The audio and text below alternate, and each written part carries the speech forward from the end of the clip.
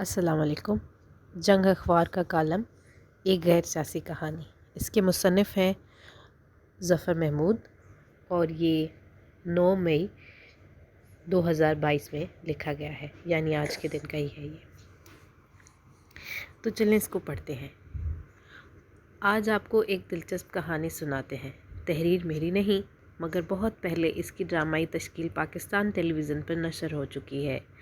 بدقسمتی سے لکھاری کا نام یاد نہیں، مگر ڈرامہ اتنا پرانا ہے کہ مشہور اداکار محمد کبیر خان نے دور جوانی میں مرکزی کردار نبھایا تھا۔ کہانی کچھ یوں ہے کہ کبیر خان دفتر میں عہدے سے ناجائز فائدہ اٹھا سکتا ہے، مگر کسی لالچ یا ترغیب سے متاثر نہیں ہوتا۔ اس راست باز کردار کے گھریلو حالات معاشی تنگ دستی کے عکاس ہیں، اور اسی بنا پر بیگم، بھائی، باپ اور دوسرے رشتہ دار شاکی رہتے ہیں۔ کبیر خان کا نائب نہایت چالاک اور کایان اہلکار ہے۔ اسی ڈھب پر لانے کے لیے غرض مندوں سے ملاقات کروانے کی کوشش جاری رکھتا ہے۔ یہ لازوال کردار جمیل فخری مرحوم نے نہایت ہی کامیابی سے ادا کیا۔ غیر قانونی فائدہ حاصل کرنے کے متلاشی جمیل فخری کے معاونت سے کبیر خان کو رام کرنے کی کوشش کرتے رہتے ہیں۔ جمیل فخری اس ملاپ کا جواز پیدا کرنے کے لیے ایک لفظ تعاون تواتر سے استعمال کرتا رہتا ہے۔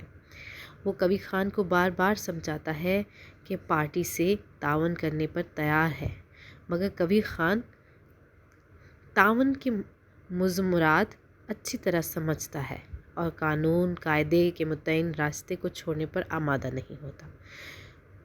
یہ اس وقت کا ڈرامہ ہے جب بیشتر گھرانوں میں ٹیلی ویژن میسر نہیں تھا۔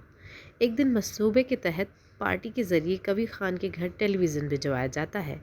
کبیر خان گھر واپسی پر دیکھتا ہے کہ سب لوگ ٹیلی ویژن کے گرد گھیرا ڈالے رنگین پروگراموں میں لطف اندوز ہو رہے ہیں۔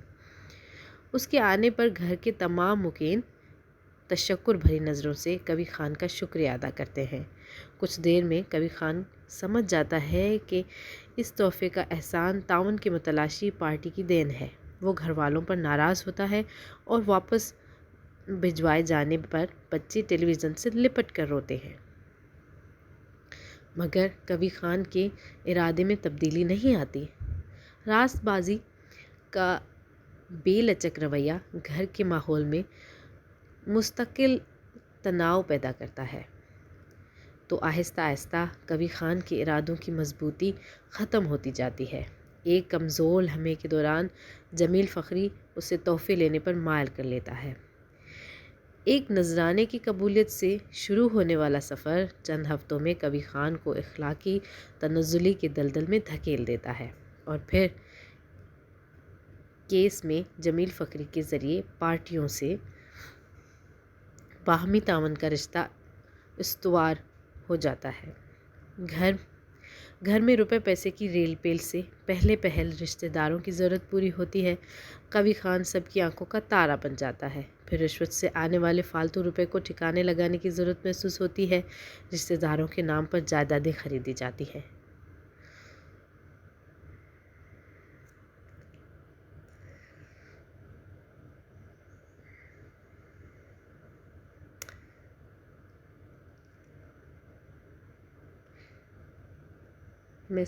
رشتہ داروں کے نام پر جائیدادیں خریدی جاتی ہیں۔ جمیل فخری کے ساتھ مشترکہ مفاد اور تعاون کا تانا بانا وقت کے ساتھ مضبوط تر ہوتا رہتا ہے۔ باہمی مفاد سے گندھے رشتے میں اس وقت دراڑ پیدا ہوتی ہے جب کبیر خان جمیل فخری کی شراکت کو فالتو سمجھنے لگتا ہے۔ وہ سوچتا ہے کہ حالات پر کنٹرول حاصل ہونے پر پارٹیوں سے معاملات براہ راست طے ہو سکتے ہیں۔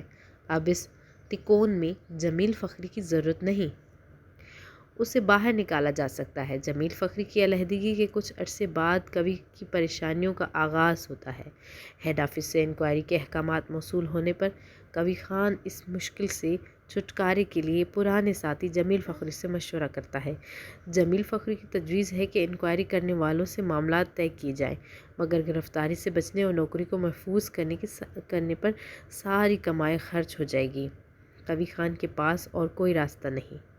وہ تجویز قبول کرتے ہوئے فرداً والدین اور بھائیوں سے جائیداد واپس کرنے کی درخواست کرتا ہے، مگر کوئی بھی حتیٰ کہ بیگم بھی زیورات لوٹانے پر تیار نہیں۔ ہر طرف سے صاف انکار پر کبھی خان بہت پریشان رہتا ہے، اسے مشکل سے نکالنے کا راستہ دکھائی نہیں دیتا۔ اسی ابتلا کے دور میں کبھی خان کی 7-8 سالہ بیٹی گھر کے دوسرے مکین کے غیر ہمدردانہ رویے سے بہت دل گرفتہ ہو جاتی ہے۔ ڈرامے کے آخری منظر میں جب کبھی خان ہمت ہار کر تاریک مستقبل کے تصور سے پریشان ایک نیم اندھیرے کونے میں بیٹھا ہے تو اس کی بیٹی اپنی جیب خرچ سے بچائی ہوئی رقم کا ڈبہ باپ کے پاس لاتی ہے اور معصومانہ انداز میں پرخلوص پیشکش کرتی ہے کہ وہ اس کی پس انداز کی ہوئی رقم کو استعمال کر لے۔ یہ کالم لکھ رہا تھا کہ ایک کرم فرما وارد ہوئے۔ تحریر پر نظر دوڑانے کے بعد چھوٹتے ہی کہا، کیا آپ سیاسی کالم لکھنا شروع کر دیے ہیں؟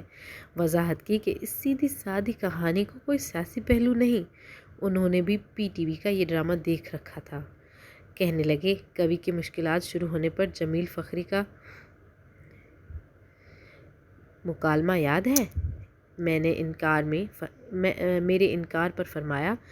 جمیل فخری نے کبھی خان سے کہا تھا، سر جی، خود اعتمادی بری چیز ہے۔ آپ نے بے وقوفی سے اچھا بھلا رواں دواں معاملہ بگاڑ دیا۔ بھول گئے کہ سسٹم کس نے بنایا تھا۔ خود ہی فیصلہ کیا اور ہمیں بائی پاس کرنے کی کوشش۔ بھلا اس سے بڑی حماقت اور کیا ہو سکتی ہے؟ مجھے مکالموں کے الفاظ یاد نہ تھے۔ اختلاف کیے بغیر خاموش رہا۔ وہ پھر گویا ہوئے، سر جی، مان لیں کہ یہ ہماری سیاسی حکایت ہے، بار بار دہرائی گئی۔ اس کہانی کو آپ سیاسی نہیں سمجھتے، عجیب بات ہے۔ میری آنکھوں میں غیر یقینی کیفیت دیکھ کر سمجھانے کے انداز میں بولے، آپ کو جیسمین ویسٹ یاد ہے؟ میں نے نفی میں سر ہلایا تو کہنے لگے، اس نے 1957 کے دوران اپنی تصنیف ٹو سی اے ڈریم میں لکھا تھا، fiction reveals the truth, reality obscure. فرضی افسانے ہی حقیقت سے پردہ اٹھاتے ہیں۔ پھر کمال مہربانی سے کہا، اگر آپ میری بات سے اتفاق نہیں کرتے تو بھی ٹھیک ہے۔ آپ کہہ سکتے ہیں کہ اس کہانی کا مقصد صرف یہ دکھانا ہے کہ معصوم بچی باپ کی کوتاہیوں اور غلطیوں سے بے نیاز اپنی جمع پونجی لوٹانے پر تیار ہو جاتی ہے۔ پھر مسکراتے ہوئے کہا، یہ بھی سیاسی کہانی کا آخری باب ہے۔ تو یہ تھا کالم۔ آئی ہوپ آپ کو پسند آیا ہوگا۔